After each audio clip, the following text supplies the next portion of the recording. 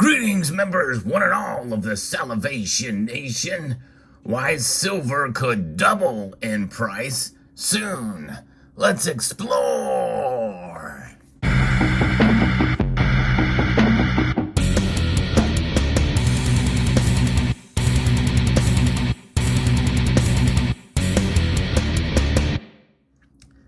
When you see a title like that, you may be pessimistic about where the video is going to go because it sounds like a very bullish outlook for silver. And we've seen this. We've been here. We've done that before. But I think there's a lot of things that are different here, and there are obviously some caveats. And that's something we should take into account here. But what drew me to this particular prediction that has been made by Monetary Metals, I think this leaves us to something that should be considered as a possibility, given the conditions that they're talking about. So I'm going to be referencing an article here that has been put on an article on advisorperspectives.com that talks about this and why this drew me. The price of gold may reach about $2,100 an ounce, up from its present price of around $1,800 per ounce by the end of 2022. However, silver prices could hit $40 an ounce, roughly double from where they are today if certain conditions are met. Gold market commentary is often dominated by a lot of noisy perma-bull commentary, and that is exactly kind of what my first thought was when I saw the headline here. But Monetary Metals has built a model to provide a clear signal, and it's a 10-year track record that speaks for itself.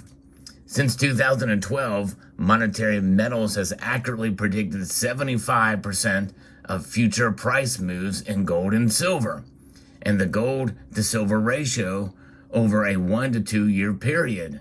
The proprietary model issued a buy signal in 2020, and the price of gold notched a new all-time high, climbing over $2,000 an ounce later that year.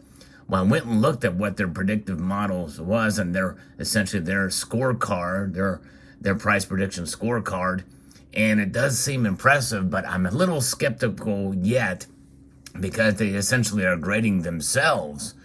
And I would love to see an independent organization grade some of these companies and organizations such as the big banks to see exactly what their score would be. Because you know what?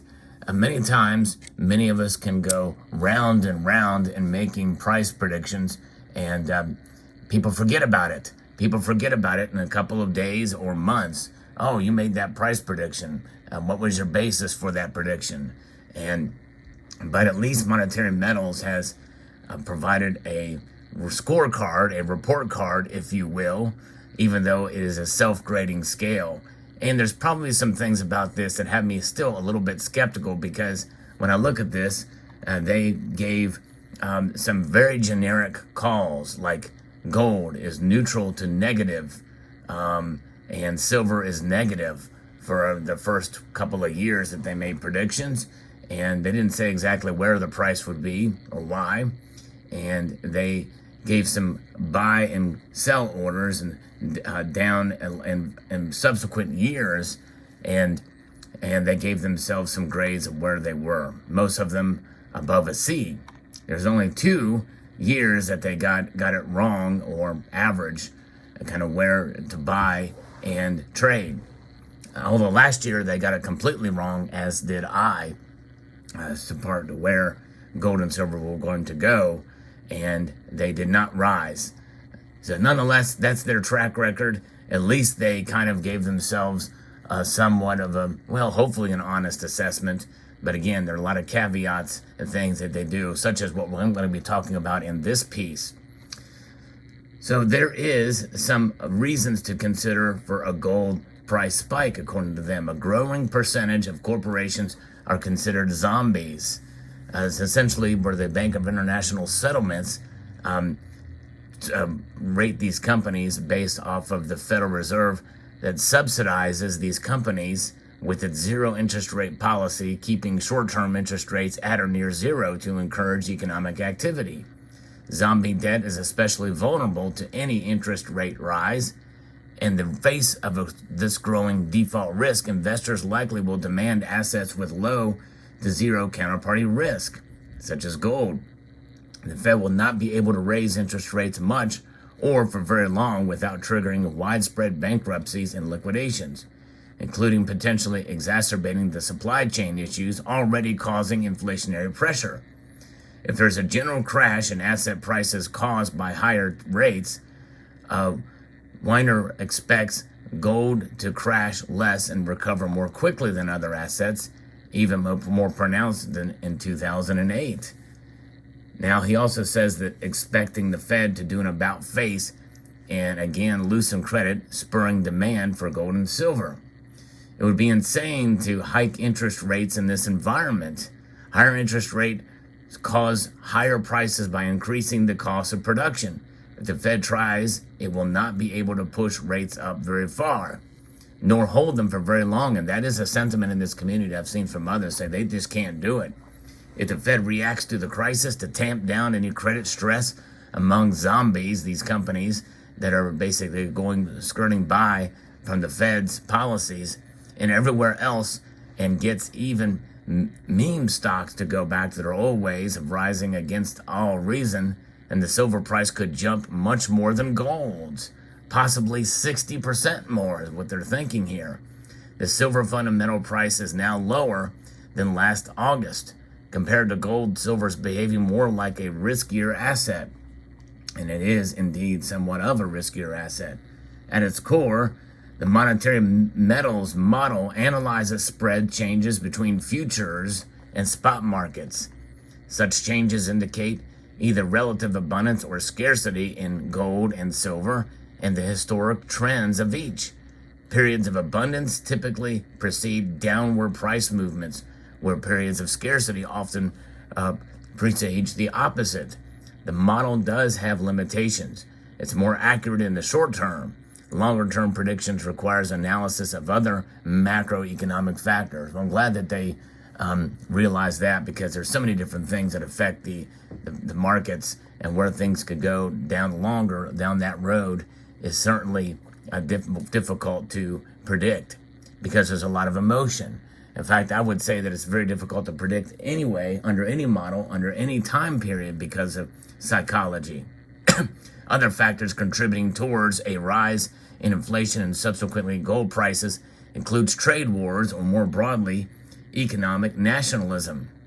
It is not simply tariffs, it is also the response of many corporate supply chain management departments to buy less from offshore sources, especially certain jurisdictions, and shift to buying more from preferred jurisdictions.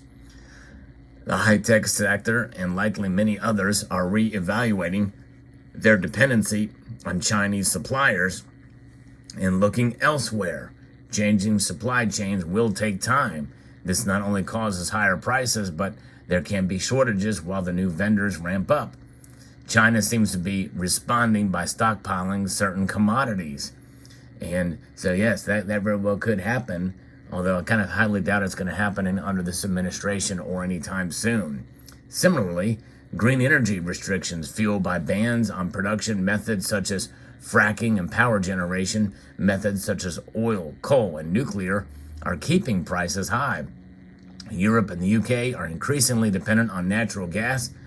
If mass energy users are increasingly herded into natural gas, this can cause skyrocketing prices, not only of natural gas specifically in general and energy generally, but everything that depends on energy, like fertilizer, and the things that depend on fertilizer, like food. It's essentially a domino effect of where these prices can go. And Europe is struggling to heat homes this winter. It may struggle to feed people next winter. Lockdown whiplash is the last non-monetary force contributing to higher prices. The initial response to COVID was a synchronized global lockdown which destroyed demand for certain goods. Markets of such goods were forced to reduce capacities and permanently shut their doors. It altered consumption patterns, Producers cannot increase the quantity of goods in response to higher prices or even higher profit margins. Profit margins are not necessarily increasing as input costs are rising, which reflects upon wage growth. Wage growth is inadequate compared to inflation. In other words, you'd be lucky to get a 4.4% increase in your salary with a 7.5 inflation rate. That's a pay cut. It's essentially akin to a tax.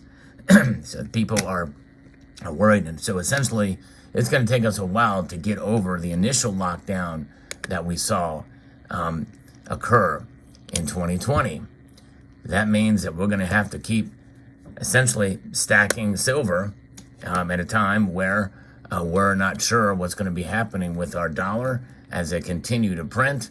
And more than likely, that's not going to let up, at least in any appreciable measure, to keep the dollar from inflating. It's going to continue to inflate. This whole idea that we are transitory in our inflation, and they basically keep saying that it's only temporary. They went from calling it transitory to temporary. Inflation is something that's going to be with us, I believe, for a while. And what's going to happen in March when they do raise interest rates? Will it be a half point? How will the economy react to that? Well, some say it will react positively, but many in this community say they can't do it, and there's going to be a negative reaction. And so the bottom line is, and I think kind of what they're saying here, Monetary Metals is saying that it's going to first pretty much affect the safest of the havens, and that is gold. And when gold goes up, silver tends to go up even more. Gold to silver ratio is something that is unusually wide these days, and so people are thinking that it's got to go up, and it's got to normalize the gold to silver ratio, because really it's in an abnormal state right now. We'll see what happens, but it's an interesting concept to consider, and it's an interesting predictive model here. And essentially with this prediction that they're making, is essentially the key word here is may or could.